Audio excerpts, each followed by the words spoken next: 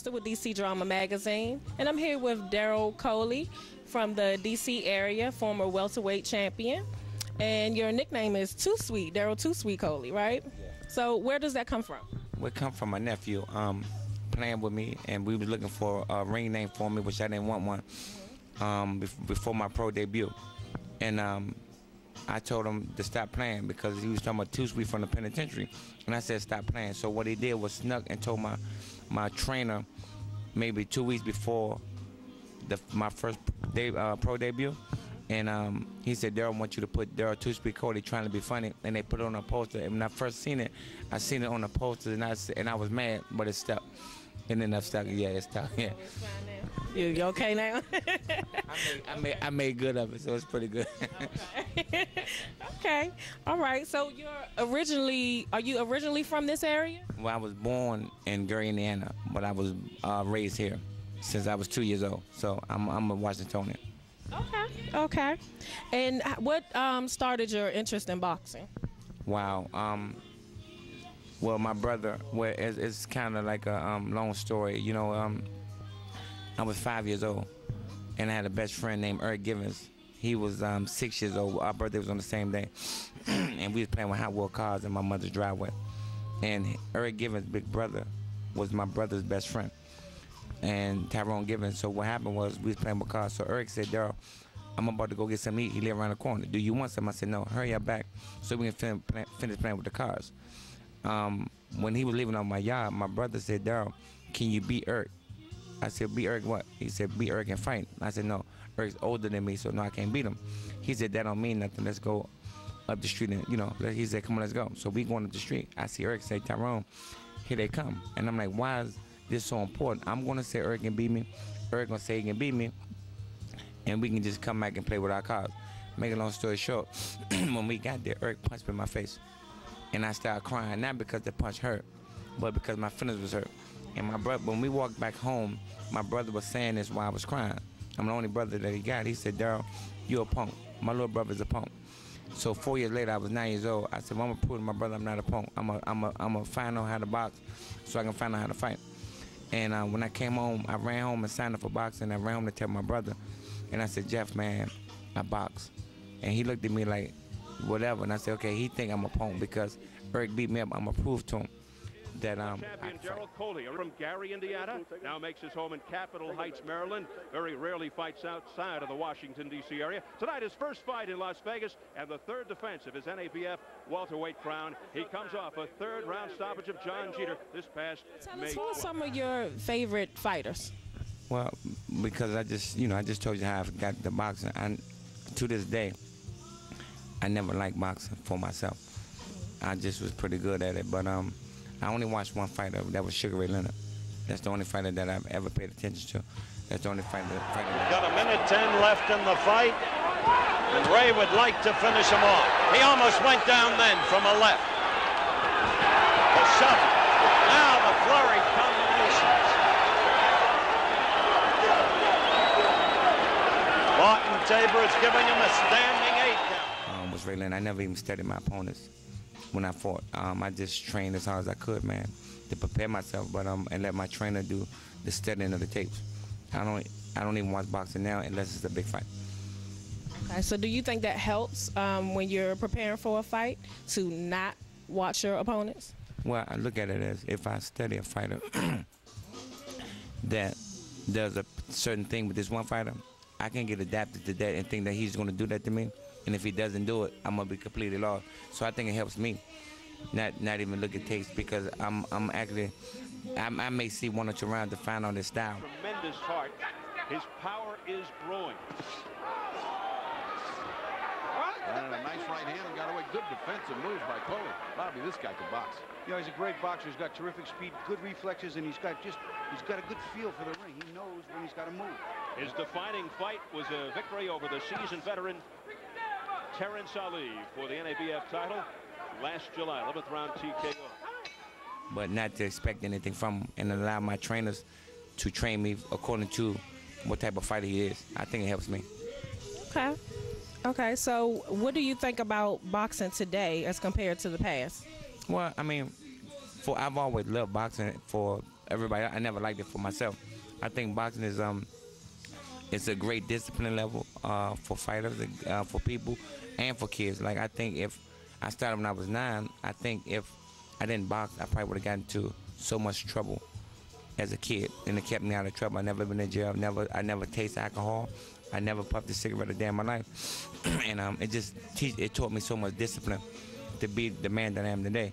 And I think it probably saved a lot of other fighters' life because of the discipline that it brings to the table. Okay. So, what are some of your toughest fights? Well, I had a few fights. I had a lot of tough fights. I was fighting on the highest level that boxing can bring to the table. Carr got his boxing degree at the Kronk Gym in Detroit. He told us that Coley has never been to this level. That's why he plans to win this fight. It's like when I fought Trinidad, he said, I had never been to that level. We may be on the same level in terms of skills, but not mentally. He says whoever has the mental edge in the early going of this fight will win. Meanwhile, it's kind of Tommy Hearns and Sugar Ray Leonard. They're the Motor City guy. He was trained from the very beginning by Emmanuel Stewart for a long time, and you can see Emmanuel Stewart's training on him and his technique on him. I think he's missing Emmanuel Stewart, to tell you the truth. He got a great foundation from working earlier in his career at the Kronk Gym with Stewart. He fights with a lot of zeal. There's a left hook that just missed, but a straight right by Coley that lands. Coley's a terrific counterpuncher. He's got good speed. He rolls and rocks with the punches. He blocks nice. The hooks are hitting his gloves, and he's tearing back. Derrell Coley opening up. I think a right hand sort of stunned Overcar. He just blinked and held on for a moment. That was a good, fierce exchange inside, but you can see how cool Coley is. Whoa! And here's Coley digging to the body with uppercuts. And I'll tell you what, Carr's in trouble. His legs are not under him right now. He's fighting. He's just fighting back to stave off an attack because he's not doing the smart thing. Coley looking to end it right here. Both fighters throwing bombs, toe-to-toe, right in the center of the ring. I guess my toughest fight to date was Oscar De La Hoya. And at the time I fought Oscar, he was the very best fighter. He was the very best in the world. And he was good. And I think right now to this day, Oscar has the best fight resume that any fighter that ever boxed has. He fought everybody. And he had the best resume. And I think I had a great fights with Overcar, Kemp Diggs, Willie Wise, a few fighters, man, Ray Lovato. I'm fighting these guys when they was undefeated, and I beat these guys as undefeated fighters, as up-and-coming champions. So I had a lot of tough fights.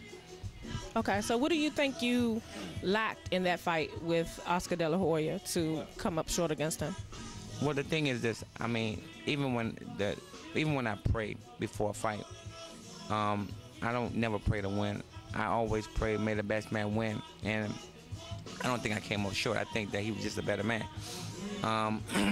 You train, you prepare yourself, and you have to do your homework. And when someone does their homework better than what they get a better grade. I think Oscar just got a better grade that night. Can Oscar beat me every day of the week? No. He beat me that night, and I take my hat off to him because I beat 38 people, and I lost twice. And I can't be a sore loser. I have to be a good loser to be a good winner.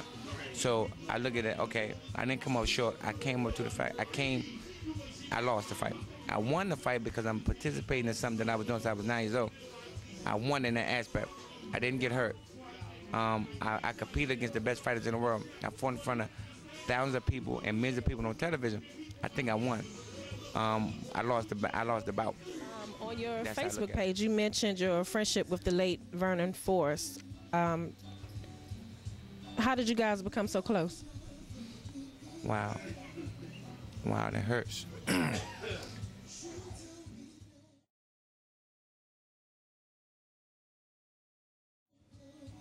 Me and Vernon was always, we always knew who each other was. I was rated higher than Vernon for a long time. When I was number 2, 3, and 4 in the world, Vernon was always 5, 6, 7, 8. And I know that it would have been great competition that we was there to fight. And when I fought Oscar, when I first met Vernon, it was a connection like we've known each other for years. And you know, spent a lot of time with me. When the first time we met each other, he was around me for a long time. And how we got close was back in 2007. I didn't know he was in camp. I went to camp with Buddy McGirt. And when I'm in the ring training, he come up behind me and grabbed me by my neck. I didn't know he was. And we hung out every day since that day. And, you know, what hurts me the most is I left to come back to D.C. And he called me and was telling me something about some girl that wanted my phone number in Atlanta. And he told me that he was at the gas station. He was going to give me the number to the girl. And I said, man, give me the number, man. He said, man, as soon as I finish pumping my gas, I'm going to give you the phone number. He never called me back. I look on Facebook the next morning. It said, rest in peace, Vernon Ford.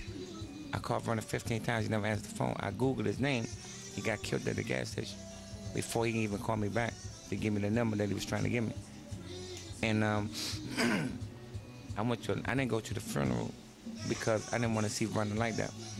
And when I went to Atlanta, maybe 4 to 5 months later, I went to the gas station that he was at. Somebody showed me the gas station. I was at the gas station for an hour in my feelings. And that was on a Saturday night. I went to church. The next morning, some told me to go to church. And out of every church that I could have went to in Atlanta, I ended up going to the church that he got buried at. I mean, he had his funeral at. And the reason that I know, I seen Evander Holyfield. I seen Evander Holyfield. And he said, Derrell, man, he said, because he called me Coleyfield. He said, Coleyfield. I didn't see you at the funeral. I said, man, you know, me and Vernon was close. And I didn't want to see Vernon like that. He said, Derrell, you know they had the funeral here. I said, in this church? He said, yeah. I said, wow, I don't know what brought me to that church. And I actually came to that church that he got buried at. And it hurt me. So what are your plans for 2011? Well, I think 2011, I'm going to go out there one more time to compete and see where I stand.